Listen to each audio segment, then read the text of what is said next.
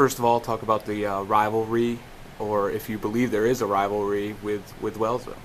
I think there is a rivalry because both teams are a little extra amped up this week to play each other. I know that Wellsville is definitely excited to come here and give us a run, and I know our boys are ready to answer that, and they're a little bit extra excited to open the stadium, but also to welcome Wellsville because they think we're going to have a great football game, and we're ready to give it to them. Well, the definition of rivalry to me is, let's give you a game, let's make it competitive, and we haven't got to that point yet. Obviously when they came into our schedule, they were on a roll and on a run, and they handled us quite well.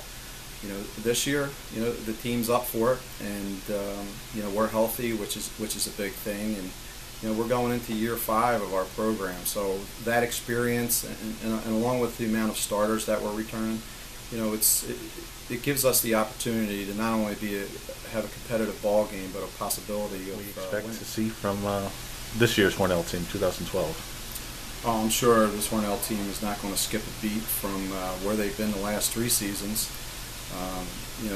Little different with the quarterback position, a little bit different with the head coaching position, but Coach Warner has been doing a great job over there. Had a chance to see him in a preseason workout 7-on-7, and their skill position players are where I thought they would be, and the quarterback does a nice job managing the offense. So they're a top caliber Division I team. Very exciting week for us. We get to open our home turf in front of a great crowd, bring a great team in Wellsville in that's going to provide a really solid football game for us. Will test us, and we hope that Friday night it's an exciting atmosphere. We get the house rocking, and we come out with a victory. It's nice that they did get their 3 state championships, and they have a great program and are a powerhouse team. But we're not looking just specifically to end their winning streak. They're now not only a division opponent, but they're also down in our class this year. So this is a lot bigger than it has been in the last 3 or 4 years for us.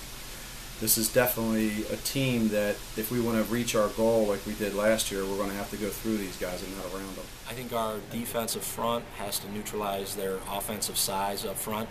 I think we need to use our speed and our blitzing to disrupt some things, their timing, disrupt some of their running lanes. And I think our offense needs to come out and put points on the board real quick to give our defense some breathing room.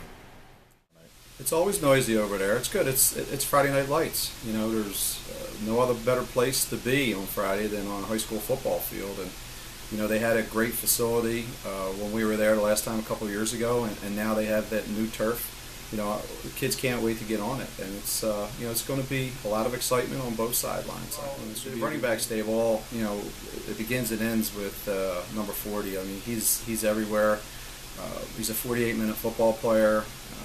When he plays fullback in the I formation, if you have an ISO coming your way from him, you better make sure your helmet's strapped on real tight because you're going to get a pop. I mean, they move him all over their formation. He's just a dominant player. I mean, this is a kid that could possibly be a D1, whether it's a fullback or a linebacker, and you better know where he's at because he's a great player.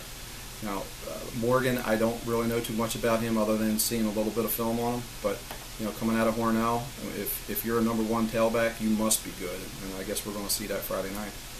Yeah, it's an interesting situation that they have when he plays their Mike backer position, but you also see him, drop down inside as a defensive tackle, and sometimes you'll see him as a defensive end.